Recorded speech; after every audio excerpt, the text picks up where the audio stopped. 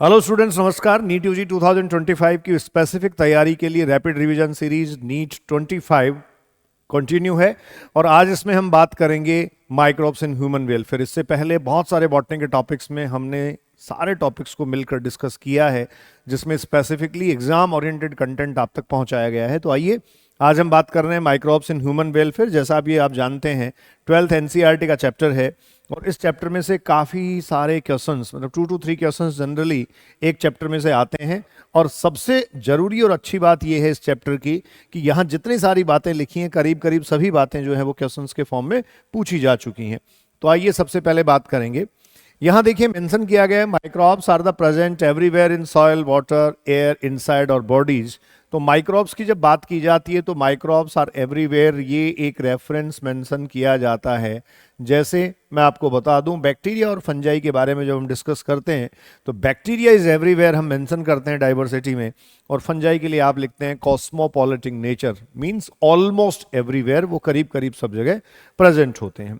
Microbes की diversity की जहां तक बात की जाए तो यूनिसेलुलर प्रोटोजोन्स को इंक्लूड किया गया, बैक्टीरिया को इंक्लूड किया गया, फंजाई को इंक्लूड किया गया, और इसके अलावा कुछ माइक्रोस्कोपिक एनिमल्स और प्लांट्स भी हो सकते हैं। वायरसेज, विरॉइड्स और प्रियॉन्स जो हैं, ये बच्चों आपको पता है जो न्यूक्लियो प्रोटीन पार्टिकल्स हैं वो वायरसेज हैं, विरॉइड्स फ्री आरएनए हैं, और प्रियॉन्स आप जानते हैं ग्लाइकोप्रोटीन्स हैं। तो ये जो हैं वो भी इन्फेक्टियस एजेंट्स के फॉर्म में प्रेजेंट होते हैं। इनको आप कह सकते हैं ये सेलुलर ऑर्गेनाइजेशन नहीं है। Microbes like bacteria and many fungi can be grown on the nutritive media to form colonies. तो न्यूट्रिटिव मीडिया पर ये ग्रो करते हैं and that can be seen with the naked eyes. Such cultures are useful in the studies of microbes और micro organism. तो इन micro organism के लिए देखो बच्चों, हम जब बात करें माइक्रोब्स और माइक्रो ऑर्गेनिज्म जो हैं ये कौन से ऑर्गेनिज्म हैं, तो हमारे पास आप ये कह सकते हैं एग्जैक्टली जो एग्जिस्ट कर रहा है उसमें सबसे पहले मैं कह सकता हूँ बैक्टीरिया। ये बैक्टीरिया माइक्रोब्स के फॉर्म में यहाँ सर्वाइव कर रहे हैं, एग्जिस्ट कर रहे हैं। इसके अलावा आप ये कह सकते हैं बहुत सारे फंजाई जो होंगे वो माइक्रोब्स के फॉर्म में आपको मिल जाएंगे। साथ में लिविंग ऑर्गेनिज्म के पॉइंट ऑफ व्यू से अगर मैं बात करूँ तो कुछ आपको जो प्रोटोजोन्स हैं ये प्रोटोजोन्स मिल जाएंगे, यूनिसेलुलर फॉर्म्स होंगे। ये सारे सेलुलर ऑर्गेनाइजेशंस जो हैं वो मैंने मेंशन किए हैं। बैक्टीरिया स्पेसिफिकली डीकम्पोजर्स के फॉर्म में नेचर में प्रेजेंट होते हैं, फंजाई और बैक्टीरिया। तो इस तरीके से ये माइक्रो ऑर्गेनिज्म जो हैं इनका सर्वाइवल या माइक्रो ऑर्गेनिज्म की प्रेजेंस आपको देखने को मिलेगी। इसके लिए देखो मैं मेंशन कर सकता हूँ, ये हैं प्रोकैरियोट्स, और आप जानते हैं ये सब बच्चों यूनिसेलुलर फॉर्म्स हैं। ये प्रोटोजोन्स जो हैं वो यूकैरियोट्स हैं, और ये जो यूकैरियोट्स हैं ये भी आप कहेंगे यूनिसेलुलर फॉर्म हैं। हम सब जानते हैं बैक्टीरिया को किंगडम मोनेरा में प्लेस किया गया है, ये किंगडम मोनेरा के अंडर आते हैं, मोनेरा में हम इनको पढ़ते हैं। प्रोटोजोन्स जो हैं इनको बच्चों प्रोटिस्टा में स्टडी किया जाता है, और जो फंजाई है ये यूकैरियोट्स तो हैं लेकिन बेसिकली इनका जो ऑर्गेनाइजेशन है वो मल्टी सेलुलर है। क्लियर? ये मल्टी सेलुलर ऑर्गेनाइजेशन को रिप्रेजेंट करते हैं। तो आपको जो माइक्रो ऑर्गेनिज्म के बारे में हम मेंशन करके दिया है, कौन से ऑर्गेनिज्म माइक्रो ऑर्गेनिज्म हैं, ये ऑर्गेनिज्म माइक्रो ऑर्गेनिज्म प्रेजेंट हैं। जैसा मैं भी आपको कह रहा था, वायरसेज, ध्यान रखें वायरसेज जो हैं these are the nucleo protein particles, ये न्यूक्लियो प्रोटीन पार्टिकल्स हैं। ठीक है, viruses are nucleo protein particles. इसके अलावा बच्चों हम बात अगर करें विरॉइड्स, तो ये जो विरॉइड्स हैं, इन विरॉइड्स की बात अगर हम करें तो ये आप कहेंगे फ्री आरएनए प्रेजेंट है, मतलब इस पर प्रोटीन कोट नहीं होगा। और सबसे लास्ट में यहाँ मैं मेंशन करूँ ग्लाइकोप्रोटीन कंटेनिंग प्रियॉन्स। तो ये प्रियॉन्स जो हैं वो सिर्फ ग्लाइकोप्रोटीन्स को रिप्रेजेंट करते हैं। बच्चों ये सिर्फ इन्फेक्टियस एजेंट्स के फॉर्म में मेंशन किए जाते हैं, किसी भी तरीके से लिविंग ऑर्गेनाइजेशन इनका नहीं होता। जबकि ये जो माइक्रो ऑर्गेनिज्म हैं इनकी मैं बात कर रहा हूं, ये सब हैं लिविंग ऑर्गेनिज्म, जिसको लिखा गया माइक्रो ऑर्गेनिज्म। अब देखिए इनकी यूटिलिटी क्या है, यूजेज क्या है। डेली हाउस होल्ड प्रोडक्ट्स में ये यूजफुल हैं, डेयरी इंडस्ट्री में ये यूजफुल हैं, लेबोरेटरी में बहुत सारे एक्सपेरिमेंट्स में, मेडिसिन में, इन सब में ये यूटिलिटी शो करते हैं। तो आइए बात करते हैं वन बाय वन। देखिए आपको बैक्टीरिया दे रखा है, रोड शेप बैक्टीरिया दे रखा है। आप रोड शेप बैक्टीरिया के एग्जाम्पल अगर लें, ई कोलाई आप कह सकते हैं। और रोड शेप बैक्टीरिया जो होता है बच्चों, वहां से भी मैं कनेक्ट कर रहा हूं, जो रोड शेप होता है वो कहा जाता है बैसिलस। क्लियर? ये बैसिलस बैक्टीरिया आपको दे रखा है। Rod shape bacterium showing flagella, magnified picture आपको दिखाई जा रही है। ये 1500x पर मैग्नीफाइड है, ये 50,000 पे मैग्नीफाइड है। इसके अलावा बैक्टीरिया स्पेरिकल आपको जो दे रखा है, आप सब जानते हैं कि जो स्पेरिकल होता है वो कंसिडर किया जाता है कोकस। तो ये आपके पास रोड शेप था और ये आपके पास स्पेरिकल था। नेक्स्ट वन, यहां कुछ एग्जाम्पल्स आपको दे रखे हैं। ये बैक्टीरियोफेज है बच्चों, दिस इज द बैक्टीरियोफेज। और बैक्टीरियोफेज आप जानते हैं वायरस है, वायरसेज दैट कैन इन्फेक्ट और अफेक्ट द बैक्टीरिया। तो ये बैक्टीरियोफेज हुआ। ये एडिनो वायरस है जो क्या करता है, कुछ रेस्पिरेटरी इन्फेक्शंस कोज करता है। इसके लिए मेंशन किया गया है, ये है एडिनो वायरस, ठीक है, रेस्पिरेटरी डिसऑर्डर्स कोज करता है। और ये देखो यहाँ रोड शेप फिर आपको दे रखा है TMV। इससे रिलेटेड क्वेश्चन आपको पता है पूछा जाता है बच्चों, आपको बायोलॉजिकल क्लासिफिकेशन के चैप्टर में भी दे रखा है। TMV टोबैको मोज़ेक वायरस है और ये बेसिकली SSRNA होता है। वहां हमें इसकी स्ट्रक्चर जो है वो भी दे रखी है। तो आपको ये जो पिक्चर्स है NCERT की, इसके बारे में क्लियर होना चाहिए। नेक्स्ट वन जब मैं चलता हूं तो सबसे पहले आता है माइक्रोब्स और bacteria in house hold products. तो यहाँ माइक्रोब्स को हाउस होल्ड प्रोडक्ट्स में कैसे काम में लिया जाता है, ये कर्ड आप देख रहे होंगे। अब देखिए इसके लिए लैब जो लैक्टोबैसिलस या लैक्टिक एसिड जो बैक्टीरिया है वो इसके लिए यूज होता है। तो कौन सा बैक्टीरिया कहाँ यूटिलाइज होता है, ये हाउस होल्ड प्रोडक्ट्स का सबसे पहला रेफरेंस आप देख लीजिए। Convert milk to curd producing acid that coagulate and partially digest the protein milk, या मिल्क प्रोटीन जो है उसको पार्शियली डाइजेस्ट कर देता है। तो ये लैक्टिक एसिड बैक्टीरिया है, लैब है। आप ये कह सकते हैं जो मिल्क प्रोटीन है उस मिल्क प्रोटीन को पार्शियली डाइजेस्ट करके यहाँ क्या बनाया जाता है, कर्ड बना दिया जाता है। Fresh milk can be converted to curd by adding सब कर्ड कंटेनिंग लैब। अब लैब कंटेनिंग कर्ड अगर मिक्स किए जाते हैं तो आपको पता है ना, दूध में, मिल्क में कुछ हम दही या कर्ड मिला देते हैं। ये स्टार्टर या इनोकुलम होता है और ये जो इनोकुलम होता है ये जब ऐड किया जाता है मिल्क में तो आप ये कह सकते हैं इस स्टार्टर में बच्चों क्या होगा, lab lactic acid bacteria present होंगे और इससे फाइनली क्या बन जाएगा, कर्ड। ठीक है, आप ध्यान रखें विटामिन B12 का बहुत अच्छा सोर्स होता है। ये जो कर्ड है विटामिन B12 का अच्छा सोर्स है, दही खाया कीजिए। In stomach LAB helps to check the pathogens.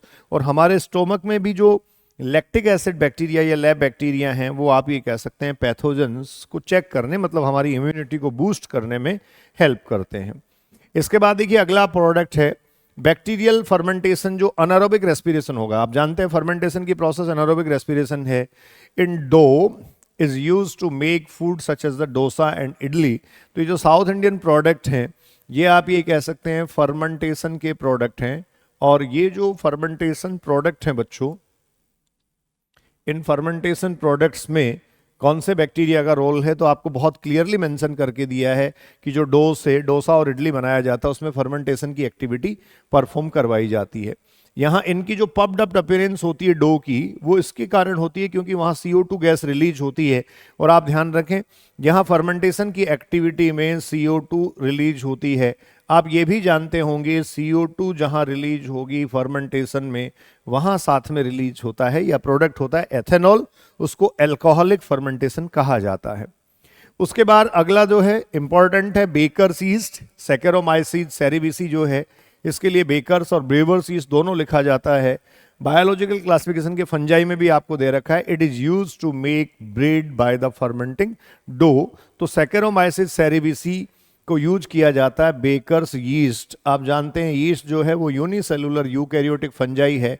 एक अकेला एक्सेप्शन आपके सामने है। इस चैप्टर की खास बात यही है कि यहाँ कोई भी रेफरेंस ऐसा नहीं होगा जो आपके सिलेबस में कहीं ना आया हो।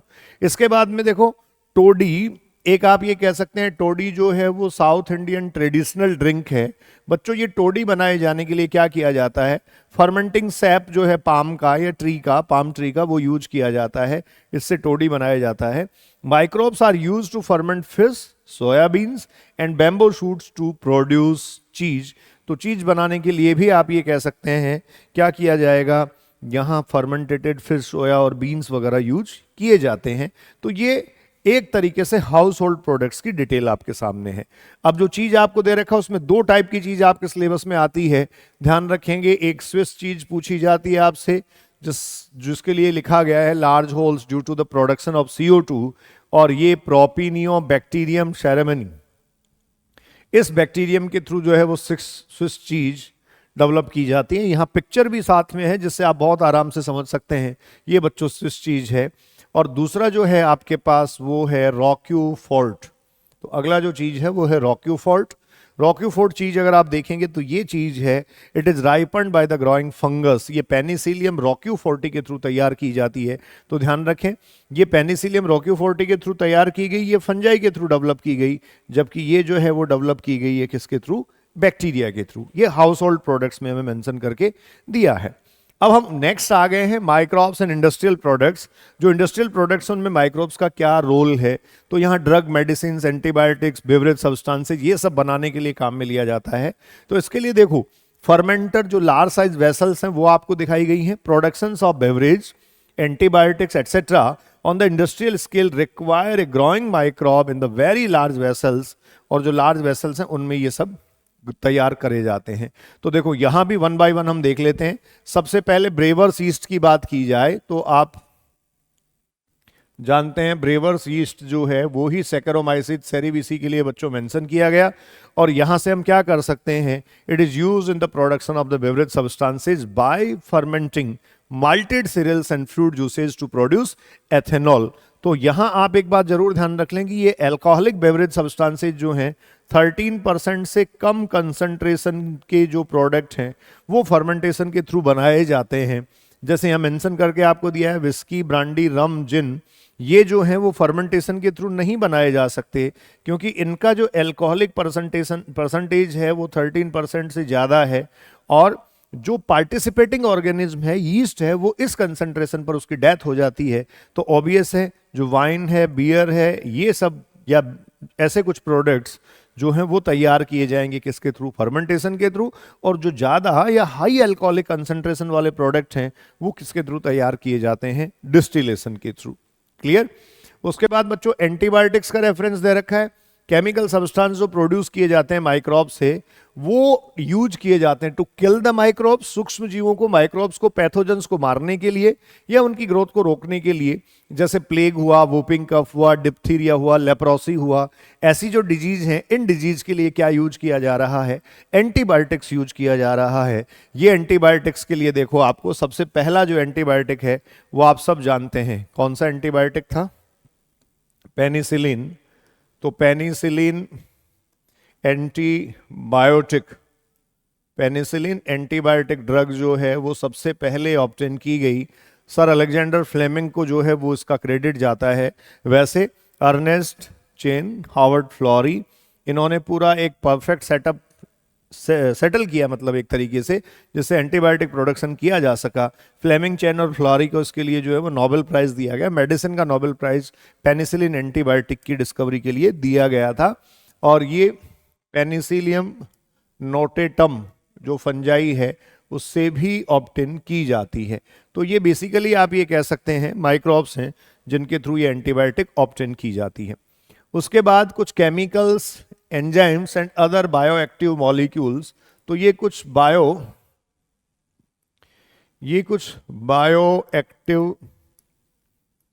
मॉलिक्यूल्स जो हैं, इन बायोएक्टिव मॉलिक्यूल्स के प्रोडक्शन की बात की जा रही है।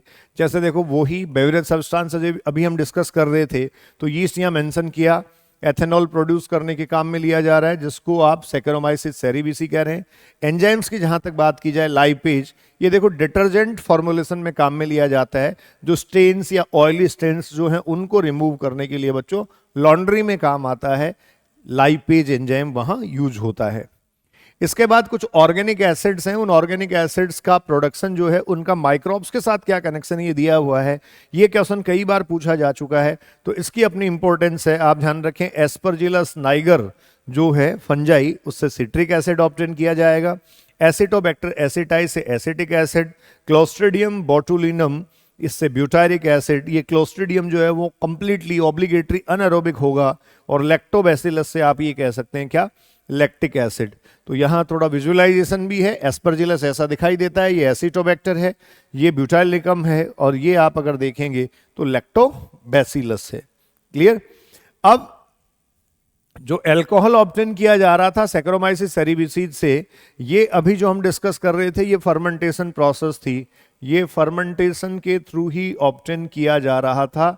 मैंने जैसा अभी कुछ देर पहले मेंशन किया था बच्चों, 13% से कम अल्कोहलिक कंसंट्रेशन अगर होगी तो फर्मेंटेशन से तैयार किया जाएगा, और अगर इससे ज्यादा अल्कोहलिक कंसंट्रेशन होगी तो ये अल्टीमेटली डिस्टिलेशन से तैयार किया जाएगा।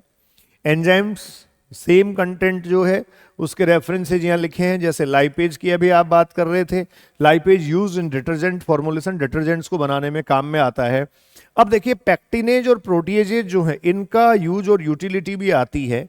आप ये देखते हैं कि जो बोतल पैक्ड जो जूसेज होते हैं वो क्लियरर होते हैं, जबकि हम घर पे बनाते हैं उनमें इतनी क्लियरिटी नहीं होती, तो वो उनको क्लियरिफाई करने के लिए पैक्टिनेज और प्रोटीएज जो है वो यूटिलाइज किए जाते हैं। तो ये सब जो है वो बायो एक्टिव सब्सटेंस हैं या बायो एक्टिव मॉलिक्यूल्स हैं, जिनसे different type routine activities perform करवाई जा सकती हैं।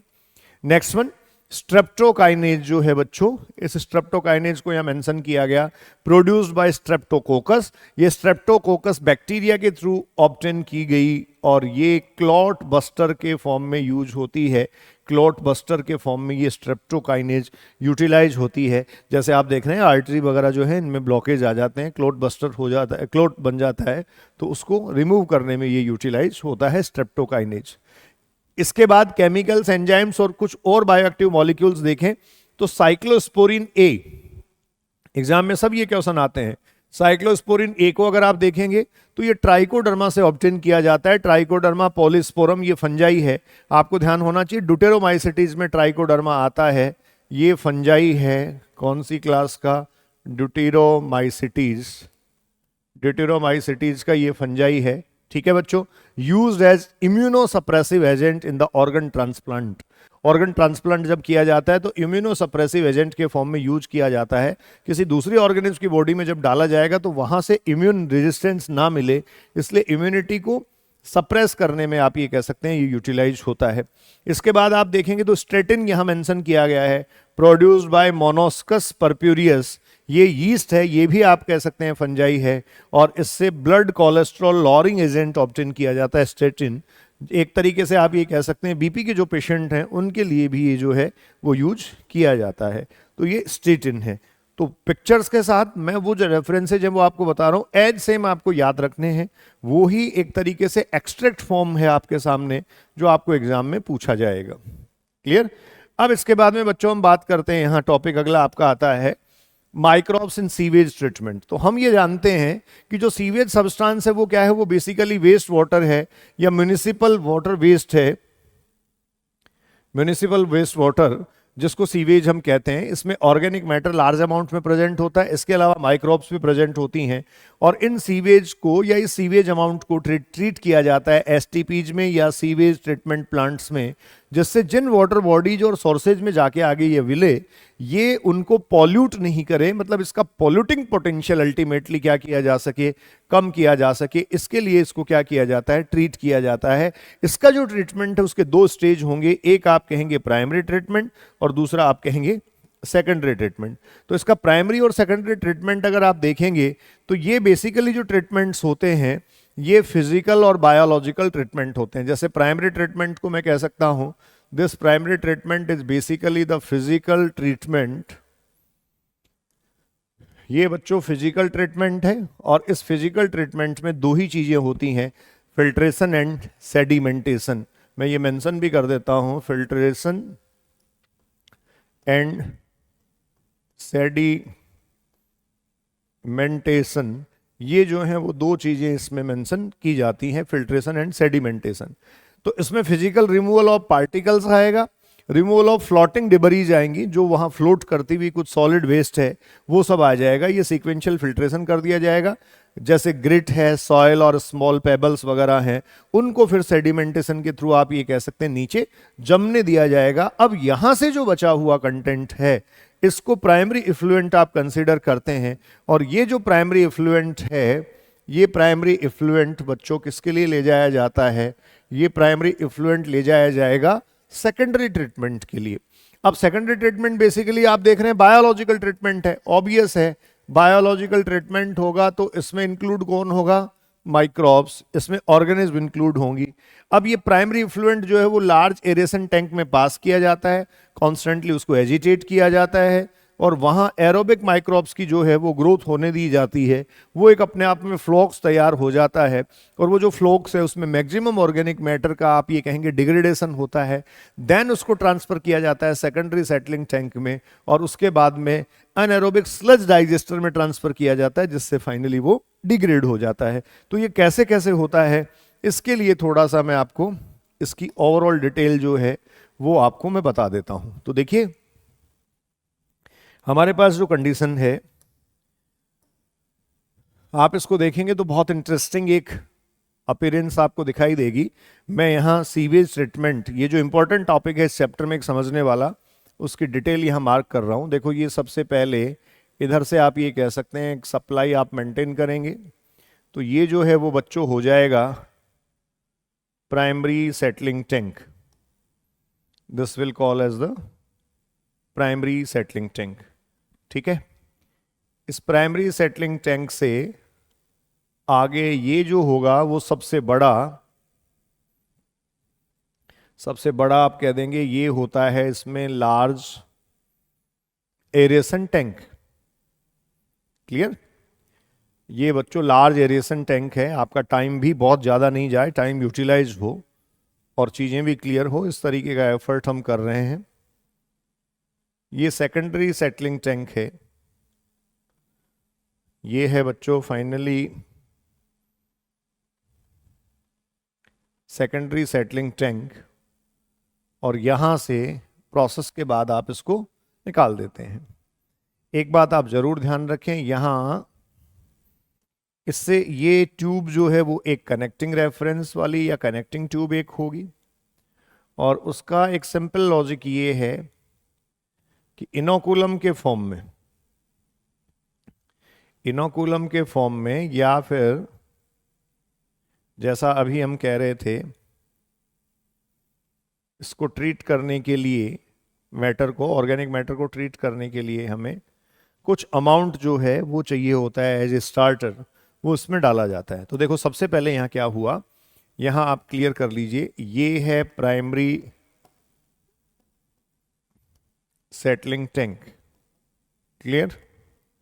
इसको आप कह देंगे, मैं पहले से मेंशन कर देता हूं, ये है एरेशन टैंक। आपको इसके सीक्वेंस क्लियर हो जाएगी। और ये है बच्चों सेकेंडरी सेटलिंग टैंक। ठीक है, अब सबसे पहले देखिए, यहां से सीवेज इनपुट किया गया। ये जो सीवेज मटेरियल था, इस सीवेज का इनपुट किया गया, यहां ये सीवेज डाला गया। जैसे ही सीवेज यहां आता है तो ये प्राइमरी सेटलिंग टैंक में चला जाता है। अब सीवेज प्राइमरी सेटलिंग टैंक में अगर गया तो यहां आप कहते हैं प्राइमरी सेटलिंग टैंक में इसके फिजिकल ट्रीटमेंट होंगे, और फिजिकल ट्रीटमेंट से, फिल्ट्रेशन से, और आप कह सकते हैं फिल्ट्रेशन के अलावा सेडिमेंटेशन से जो यहां से बाहर निकाला जाना है या रिमूव किया जाना है वो यहां से रिमूव कर लिया जाएगा। तो एक ये नॉब होगा जिसके थ्रू यहां से मैटर बाहर किया जा सकता है। इन केस अगर हमें बाहर करना हो तब भी हम कर सकते हैं। लेकिन यहां जो प्राइमरी सेटलिंग टैंक के बाद ट्रीटमेंट हो गया, उसके बाद जो कंटेंट है ये देखो एरेशन टैंक में डाला जाता है। तो एरेशन टैंक में अगर कोई पूछे आपसे आया क्या, तो आप ये कहेंगे इसमें आया प्राइमरी इफ्लुएंट। ठीक, इस एरेशन टैंक को कंटिन्यूसली एजिटेट किया जाता है, मतलब इसमें जो मैटर है उसको कंटिन्यूसली आप ये कह सकते हैं एजिटेट किया जाएगा, और ये जो है इसको लगातार हिलाया जाता है, मैकेनिकली इसको एजिटेट किया जाता है। उसका कारण आप समझ गए होंगे कि जिससे ये यहाँ डिपॉजिट नहीं हो और मैकेनिकली ये जो सब्सटेंस यहाँ पड़ा है वो क्या हो, एक्टिव रहे। अब इसमें साथ में एयर फ्लो परफेक्टली रखा जाता है जिससे माइक्रोब्स की इसमें ग्रोथ हो, और यहां माइक्रोब्स की ग्रोथ अगर होगी तो बच्चों अल्टीमेटली यहां जो डेवलप हो जाता है उसको आप बोलते हैं फ्लॉक्स। फ्लॉक्स में बेसिकली बैक्टीरिया और फंजाई की काफी अच्छी ग्रोथ यहां हो जाती है।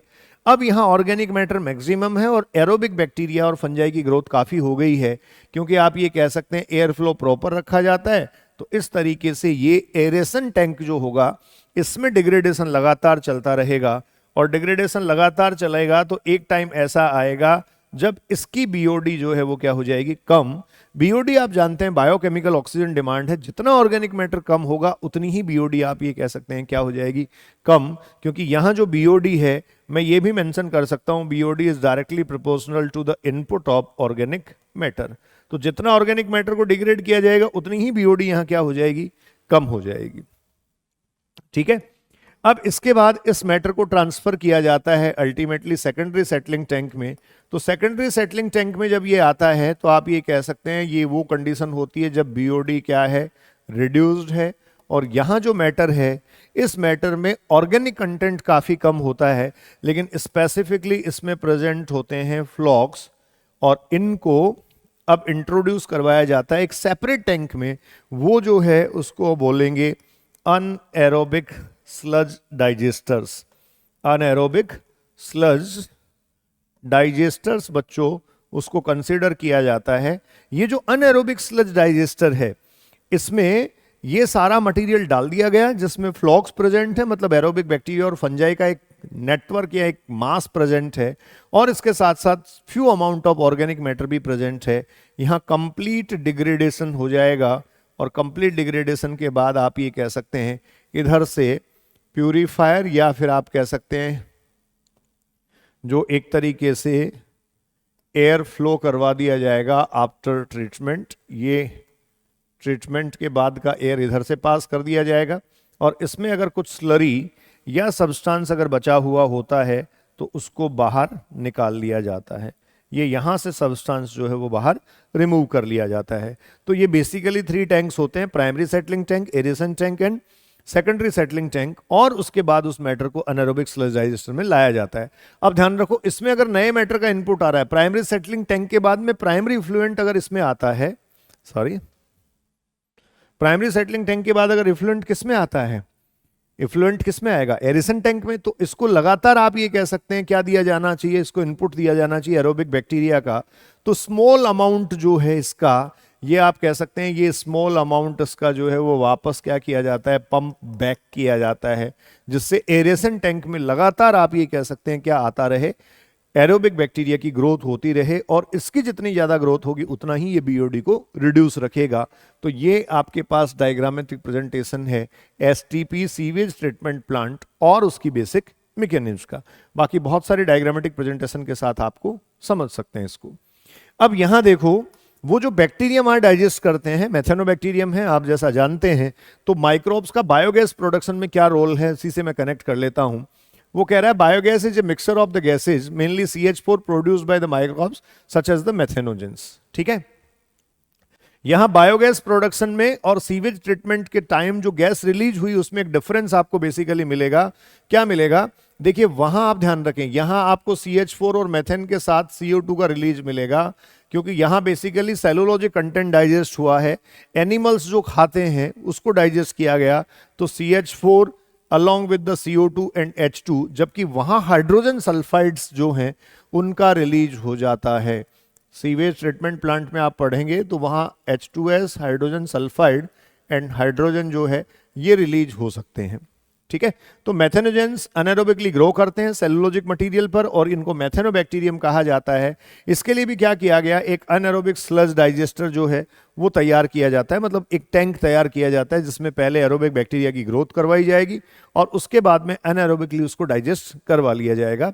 बायोगैस जो है इसके लिए लिखा है इसने, methanobacterium is found in the anaerobic sludge and rumen of the cattle.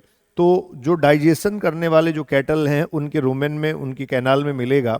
Biogas जो है उसका काम होता है, यूज आती है वो कुकिंग और लाइटनिंग के लिए। कैटल डंग जो गोबर है वो एग्जैक्टली आप ये कह सकते हैं इसके लिए रॉ मटेरियल होता है और इससे जो बायोगैस ऑब्टेन होती है that is basically known as the gobar gas. तो इसको देखो कैसे जो है वो इससे प्रोडक्शन लिया जाएगा।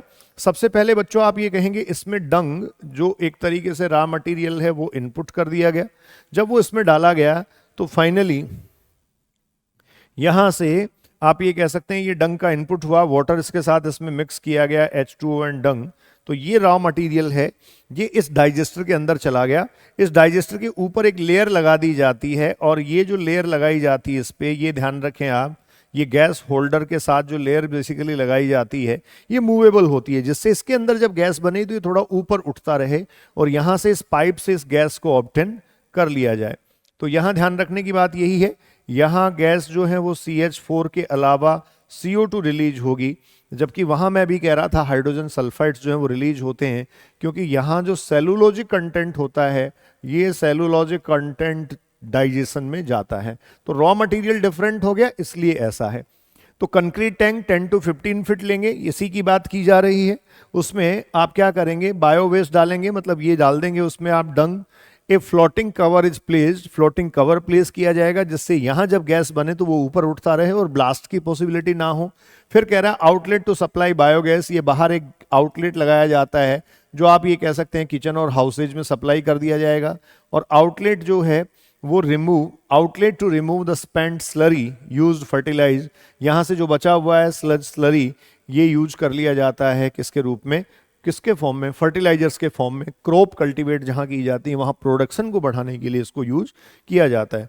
आपको पता होना चाहिए कि खादी विलेज इंडस्ट्री जो है वो और Indian agriculture research institute IARI and khadi and village industry commission जो है, इन दोनों ने इस टेक्नोलॉजी को कंबाइंडली डेवलप करने में काफ़ी हेल्प की। रूरल एरियाज में आपको बायोगैस प्लांट्स काफ़ी सारे मिल भी जाएंगे। उसके बाद देखो इस तरीके के बच्चों क्वेश्चन आ सकते हैं, सीवेज ट्रीटमेंट में स्टेप्स क्या हो सकते हैं STP में। तो सबसे पहले फिल्ट्रेशन एंड सेडिमेंटेशन होगा, फिर सेटलिंग टैंक में डाला जाता है, फिर एरेशन टैंक में डाला जाता है, फिर स्लज डाइजेस्टर में डाला जाता है। अब एनारोबिक स्लज डाइजेस्टर हमेशा ही बाद में आता है, तो यहाँ देखो इसमें भी सेटलिंग टैंक और स्लज डाइजेस्टर लिखा हुआ है। ये sedimentation, filtration, aeration tank, aeration tank में डाला जाएगा, उसके बाद सेटलिंग टैंक में डाला जाता है। तो ये सीक्वेंस वाला क्वेश्चन आपको पूछा जा सकता है, ठीक है।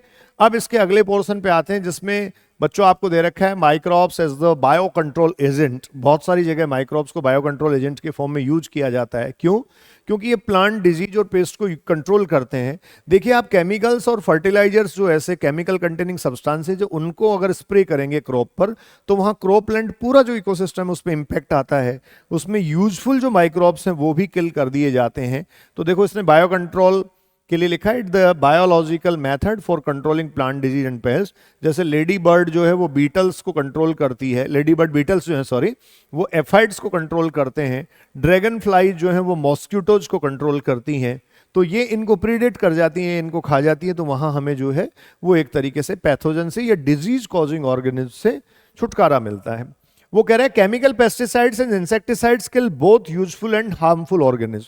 अगर हम केमिकल पेस्टिसाइड्स का छिड़काव अगर करें, स्प्रे करें, तो उसमें क्या दिक्कत है? उसमें दिक्कत ये है कि वो अल्टीमेटली क्या करेगा, हार्मफुल ऑर्गेनिज्म के साथ साथ जो यूजफुल ऑर्गेनिज्म है उनको भी किल कर देगा और इस तरीके से इकोसिस्टम इंपैक्ट होगा। तो ये पॉल्यूशन को कोज करता है। Bio control method has such no problem, क्योंकि बायो कंट्रोल मेथड में ऐसा कुछ भी नहीं होता। अब इसमें देखिए बैसिलस थ्यूरिनजेनेसिस BT आपको दे रखा है, ये कंट्रोल करता है बटरफ्लाई कैटरपिलर को। ये बैसिलस थ्यूरिनजेनेसिस के थ्रू जो है BT आपको पता है, जो स्पेसिफिक BT कॉटन का रेफरेंस आप बायोटेक में पढ़ते हैं वहां से भी आप इसको डिटेल में पढ़ सकते हैं। ये स्पेसिफिक जेनेटिकली मॉडिफाइड आप ये कह सकते हैं ऑर्गेनिज्म या GMOs बनाए जाते हैं जिससे हम क्रॉप प्रोडक्शन तो स्पेसिफिक ले ही सकते हैं, साथ में आप ये कह सकते हैं नुकसान से बच सकते हैं। They dried the spores of BT available in sachet mixed with the water, और स्प्रे कर दिया जाता है प्लांट पे। अब उस प्लांट पे जो ब्रेसिका के प्लांट या फ्रूट्स हैं बेसिकली, उन पे जब स्प्रे किया गया, मतलब कॉटन की बात की जा रही है, ठीक है ना, they are eaten by the caterpillar, तो वो कैटरपिलर के थ्रू खाए जाते हैं। अब वो सब्सटेंस कहाँ चला गया, उनकी गट में, और वहां टॉक्सिन रिलीज करता है, जिससे वो लार्वा जो है वो क्या हो जाता है, डेड हो जाता है। तो इस तरीके से scientist have introduced the bacillus thuringiensis toxin gene into the plant, और ये बीटी कॉटन के फॉर्म में जाना गया। मैं इसी को अभी आपको कह रहा था कि ये जो है वो ही है जेनेटिकली मॉडिफाइड ऑर्गेनिज्म। अब उसके बाद ट्राइकोडर्मा स्पीसीज की अगर आप बात करें तो ये ट्राइकोडर्मा में फंगस आपको मिलेगा। देखो ट्राइकोडर्मा जो है ये बायोलॉजिकल कंट्रोल एजेंट है, बायोलॉजिकल कंट्रोल एजेंट के फॉर्म में आपको मिलेगा। इसके अलावा ये अच्छा डीकम्पोजर भी है। तो इस ट्राइकोडर्मा को दे रखा है, they have seen in the root ecosystem, they control several plant pathogens. तो वो प्लांट पैथोजेंस को क्या कर सकते हैं, डेड कर सकते हैं, किल कर सकते हैं, मार सकते हैं। इसका मतलब है रूट बॉर्न डिजीज को क्या कर लेगा, ये रोक लेगा, प्रिवेंट कर लेगा। उसके बाद बच्चों बैक्यूलोवायरसेस दे रखे हैं, स्पेशली जीनस न्यूक्लियोपॉलीहेड्रोवायरसेज हैं। ये इंसेक्ट्स पर अटैक करते हैं, attack insects and the other arthropods. Insects और ऑर्थोपोड्स पर अटैक करके ये क्या करेंगे, they are suitable for the specific narrow spectrum insecticide applications and desired in IPM। ये इंटीग्रेटेड पेस्ट मैनेजमेंट प्रोग्राम है जो बेनिफिशियल होता है, बेनिफिशियल टू कंजर्व इंसेक्ट्स। तो हम ये कहेंगे कि बैक्यूलोवायरस जो है वो स्पेसिफिक वायरस है अपने आप में, जिसका अपना एक नैरो स्पेक्ट्रम है, मतलब लिमिटेड जो है वो होस्ट उन पे ये काम करता है, और ये कुछ इंसेक्ट्स को और ऑर्थोपोड्स को किल करता है जो हमारे लिए हार्मफुल हैं। क्लियर। उसके बाद देखो माइक्रोब्स का बायो फर्टिलाइजर्स के फॉर्म में क्या यूज है। तो यहां आपको पता है लेग्यूम प्लांट्स के साथ राइजोबियम बैक्टीरिया जो था वो रूट नोड्यूल बनाता है। रूट नोड्यूल बेसिकली क्या है, तो आप ये कहेंगे ये है साइट फॉर N2 फिक्सेशन। तो ये अपने आप में सिम्बायोसिस का एग्जाम्पल है। हम ये भी कह सकते हैं ये सिम्बायोटिक N2 फिक्सेशन का एग्जाम्पल है जो लेग्यूम प्लांट्स की रूट के साथ होता है। राइजोबियम का रेफरेंस दे रखा है, एजोस्पाइरिलम दे रखा है। अब इसमें देखो बच्चों बायो फर्टिलाइजर ऑर्गेनिज्म जो है वो क्या करते हैं, न्यूट्रिएंट एनरिच करते हैं, सॉइल की क्वालिटी बढ़ाते हैं, जैसे बैक्टीरिया हैं, फंजाई हैं, साइनोबैक्टीरिया हैं। साइनोबैक्टीरिया की बात करूं तो मैं एनाबिना और नोस्टोक दोनों N2 फिक्सर हैं। यहां देखो राइजोबियम आपको दे रखा है, symbiotic bacteria in root nodule of the leguminous plants. इसके अलावा फ्री लिविंग बैक्टीरियन सॉइल जैसे एजोस्पाइरिलम और एजेटोबैक्टर जो हैं वो भी क्या करते हैं, नाइट्रोजन कंटेंट सॉइल में बढ़ाते हैं। इसका मतलब नाइट्रोजन फिक्सेशन करते हैं। तो ये सिम्बायोटिक होगा, जबकि ये आप कह सकते हैं क्या होगा, फ्री लिविंग। देखिए N2 फिक्सेशन करता है तब ये सिम्बायोटिक फॉर्म में एग्जिस्ट करता है, वैसे ये भी आप कह सकते हैं फ्री लिविंग सॉइल बैक्टीरियम है। माइकोराइजा आपको पता है बच्चों, माइकोराइजा ऑब्लिगेटरी रिलेशनशिप है इसका। आप कहेंगे roots of higher plants, roots of higher plants and fungi, roots of higher plants और फंजाई के साथ एक एसोसिएशन होता है। तो रूट्स ऑफ हायर प्लांट्स और फंजाई के साथ ये जो होने वाला एसोसिएशन है ये अल्टीमेटली बेनिफिशियल होगा दोनों के लिए। जैसे पाइनस का एक एग्जाम्पल आप पढ़ सकते हैं, Pinus seeds can not germinate and establish without mycorrhiza. यहाँ सिम्बायोटिक एसोसिएशन कुछ नॉन लेग्यूम प्लांट्स के साथ आपको दे रखा है जो ग्लोमस है। Fungus symbiote perform the following, क्या करता है ये, फॉस्फोरस और जो नाइट्रोजन और फॉस्फोरस है बेसिकली उसकी यूटिलिटी कंफर्म, उसकी अवेलेबिलिटी कंफर्म करता है। Give resistance to the root borne pathogen. अब प्लांट के साथ अगर लगा हुआ है तो ऑब्वियस है वहां जो पैथोजन है उनको भी नहीं आने देगा। So it also act as the first line of defence. ये फर्स्ट लाइन ऑफ डिफेंस की तरह काम करता है बच्चों, प्रथम रक्षा पंक्ति, पैथोजन को रूट के कॉन्टेक्ट में नहीं आने देगा। Give overall increase in the plant growth and development. तो माइकोराइजा जो है वो फंगस और रूट के बीच का रिलेशनशिप है। इसका एक ऑब्लिगेटरी रिलेशनशिप जो है, इसका एग्जांपल मैंने आपको बता दिया है, पाइनस। आप कह रहे थे Pinus seeds can not germinate and establish without mycorrhiza. Clear. उसके बाद आप साइनोबैक्टीरिया की बात करें, ये साइनोबैक्टीरिया बीजीए हैं, फर्टिलाइजर के फॉर्म में ये यूज होते हैं, जैसे पैडी फील्ड और राइस फील्ड्स में इनको इनोकुलेट करवा दिया जाता है। तो एनाबिना और नोस्टोक दो इंपॉर्टेंट एग्जाम्पल हैं। एनाबिना नोस्टोक दोनों हमारे सिलेबस में दे रखे हैं, आप चाहें तो ऑसिलेटर या ऐड कर सकते हैं, मतलब मैं ये बायोलॉजिकल क्लासिफिकेशन की बात कर रहा हूँ, वहाँ दे रखे हैं। ये ऑटोट्रॉफिक माइक्रोब्स हैं, ये एंड टू फिक्सेशन करते हैं, जैसे दिया गया देखो पैडी फील्ड्स और राइस फील्ड्स में साइनोबैक्टीरिया क्या करेगा, बायो फर्टिलाइजर की तरह सर्व करेगा, वहाँ ऑर्गेनिक मैटर सॉइल में बढ़ाने के साथ साथ सॉइल की फर्टिलिटी को भी इंक्रीज करवा देगा। तो इस तरीके से ये आपके पास जो चैप्टर था माइक्रोब्स इन ह्यूमन वेलफेयर, इस माइक्रोब्स इन ह्यूमन वेलफेयर की कंप्लीट डिटेल थी। बहुत शॉर्ट ड्यूरेशन में मैंने सारी चीज़ें इस चैप्टर की रिवाइज कर दी हैं। आप 100% मार्क्स इससे ला सकते हैं, 2 to 3 questions, usually 3 questions from this chapter in short duration, almost 30 minutes. Enjoy your life. Be safe. Thank you.